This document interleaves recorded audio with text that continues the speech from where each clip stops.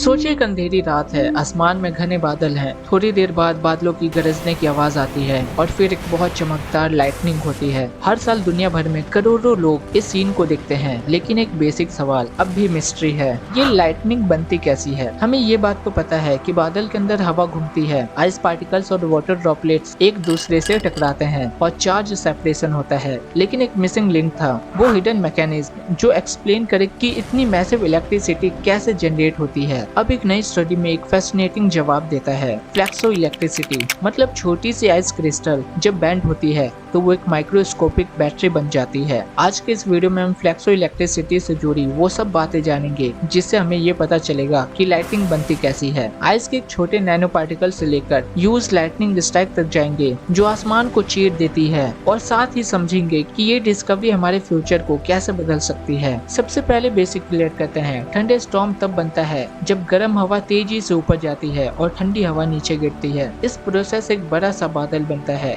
जिसे हम क्यूमुन और निम्बस क्लाउड कहते हैं। ये वही बादल होते हैं जो आपको माउंटेन जैसे दिख और पूरे आसमान में फैले होते हैं। बादल के अंदर तीन मेन चीजें होती है, small water droplets, super cold water जो फ्रीजिंग टेम्परेचर पे भी लिक्विड होती है, और आइस क्रिस्टल्स जो डिफरेंट साइज के होते हैं। जब ये पार्टिकल्स एक दूसरे से टकराते हैं, फ्रिक्शन और कॉलिजन से चार्ज बनाते हैं। हैवी पार्टिकल्स अक्सर नेगेटिव चार्ज को लेकर नीचे गिर जाते हैं और लाइट पार्टिकल्स पॉजिटिव चार्ज को लेकर ऊपर चले जाते हैं। इससे बादल के अंदर एक बड़ा इलेक्ट्रिक फील्ड जनरेट होता है, लेकिन साइंटिस्ट हमेशा कंफ्यूज थे कि सिर्फ फ्रिक्शन और कॉलिजन से इतना बड़ा चार्ज कैसे बन सकता है। लाइटनिंग के लिए जो वोल्टेज चाहिए वो मिलियंस ऑफ वोल्ट होता है, सिर्फ रबिंग और कॉलिजन से ये पॉसिबल लगता ही नहीं। यहीं पे आता है एक हिडन फिनोमिना, फ्लैक्सो इलेक्ट्रिसिटी। अब समझते ये हैं कि फ्लैक्सो इलेक्ट्रिसिटी होता क्या है। आपने शायद पीजो इलेक्ट्रिसिटी का नाम सुना होगा, जैसे क्वार्ट्ज क्रिस्टल को दबाने पर करंट जनरेट होता है, लेकिन फ्लैक्सो इलेक्ट्रिसिटी थोड़ा अलग है। फ्लैक्सो इलेक्ट्रिसिटी एक ऐसा इफेक्ट है जिसमें जब एक क्रिस्टल को अनइवनली बेंड या डिफॉर्म किया जाता है तो उसके अंदर पॉजिटिव और नेगेटिव चार्जेस सेपरेट हो जाते हैं।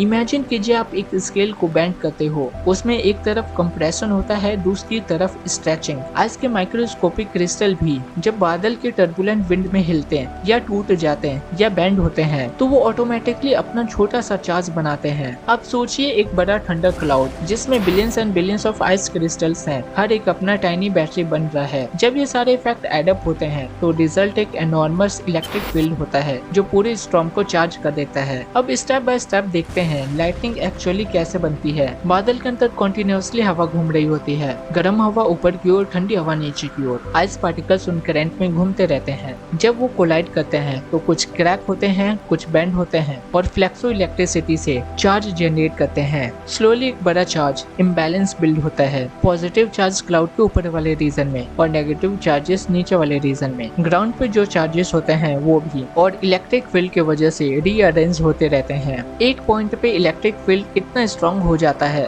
कि हवा का रेजिस्टेंस ब्रेक कर देता है। एयर नॉर्मल इंसुलेटर है, लेकिन एक्सट्रीम वोल्टेज के अंदर वो कंडक्टिव बन जाती है। जब एक डिस्चार्ज होता है, एक डैज़लिंग फ्लैश ऑफ लाइटनिंग जो सिर्फ एक सेकंड के फ्रैक्शन में होता है, लेकिन उसमें इतनी एनर्जी होती है कि एक छोटी सी शहर को पूरे दिन बिजली दे सके। सोच के देखिए, ये सब शुरू होता है एक माइक्रोस्कोपिक आइस क्रिस्टल से जो अपनी बेंडिंग और ब्रेकिंग के थ्रू चार्ज बनाते हैं। तो ये आइडिया साइंटिस्ट को मिला कैसे? रिसेंट स्टडी में रिसर्चर्स ने आइस के सैंपल को एक्सट्रीम कंडीशन में टेस्ट किया। लैब में उन्होंने जब आइस के नैनो क्रिस्टल को बेंड किया तो देखा कि वो फ्लैक्सो इलेक्ट्रिसिटी इफेक्ट के थ्रू सिग्निफिकेंट चार्ज प्रोड्यूस करते हैं, और जब उन्होंने सिमुलेट किया स्टॉर्म के एनवायरनमेंट में तो उन्होंने देखा कि ये मैकेनिज्म एक्चुअल क्लाउड के चार्ज बिल्डअप को परफेक्टली एक्सप्लेन करता है। ये एक मेजर ब्रेक थ्रू है क्योंकि पहली बार एक सॉलिड साइंटिफिक मैकेनिज्म मिला है जो लाइटनिंग की मिस्ट्री को डिटेल में एक्सप्लेन करता है। पहले थ्योरीज कंप्लीट नहीं थी, लेकिन अब हमारे पास एक क्लियर पिक्चर है जो इस चीज को समझा रही है। अब इसका फायदा क्या हो सकता है? पहला और सबसे बड़ा इम्पैक्ट होगा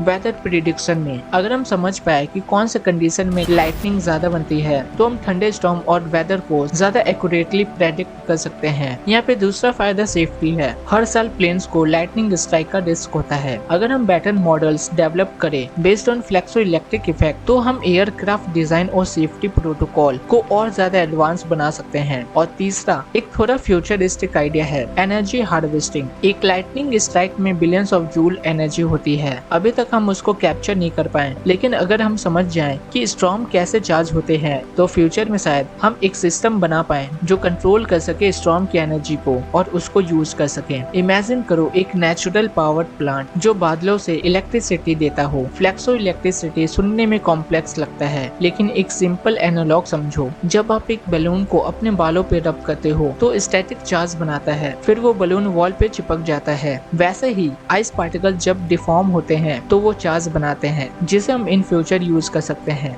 या एक और एनालॉग, जब आप प्लास्टिक रबर को बेंड करते हो उसमें स्ट्रेस बिल्ड होता है। आइस क्रिस्टल उस स्ट्रेस को कन्वर्ट कर देते हैं इनटू इलेक्ट्रिसिटी। ये छोटी छोटी चीजें जब बिलियंस में होती है तब वो एक मैसिव स्टॉर्म को पावर करती है। साइंस का ब्यूटी यही है, जो चीज हमें एक टेरिफाइंग नेचुरल डिजास्टर लगती है उसके पीछे एक एलिगेंट फिजिकल मैकेनिज्म छुपा होता है, और जब हम उसको समझ लेते हैं तो वो हमें फ्यूचर के लिए नई पॉसिबिलिटीज दिखाते हैं। शायद एक दिन हम स्टॉर्म को प्रेडिक्ट ही नहीं बल्कि उनके एनर्जी को भी यूज कर पाए। लेकिन तब तक बस एंजॉय कीजिए नेचर के इस मोस्ट टेरिफाइंग शो को, फ्रॉम आइस टू लाइटनिंग। अगर आपको ये वीडियो पसंद आई हो तो वीडियो को लाइक कीजिए, चैनल को सब्सक्राइब कीजिए और अपने दोस्तों के साथ शेयर कीजिए। कमेंट में ये जरूर बताइएगा कि आपको क्या लगता है, क्या इन फ्यूचर हम लाइटनिंग की एनर्जी को हार्नेस कर पाएंगे? कमेंट में जरूर बताएं। और मैं मिलता हूँ आपसे अगले वीडियो में एक नए टॉपिक के साथ।